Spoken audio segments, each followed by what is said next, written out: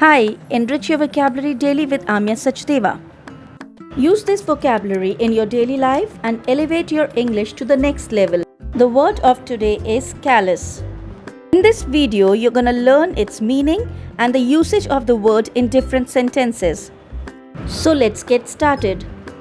The word callous means showing or having an insensitive and cruel disregard for others. A callous person is insensitive or emotionally hardened. For example, if you make fun of your little sister while she's trying to show her hairstyle, you're being callous here.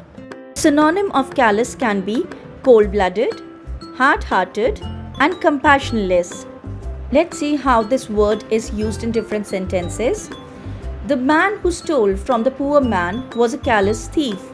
Second, the callous doctor had no problem telling the overweight man he was fat and lazy. Next sentence, he is callous about the safety of his workers.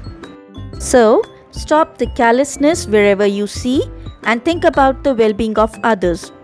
Bye for now and happy learning. Kindly like, share and subscribe my channel and press the bell icon for notification. Don't forget to subscribe it. Thank you and stay blessed.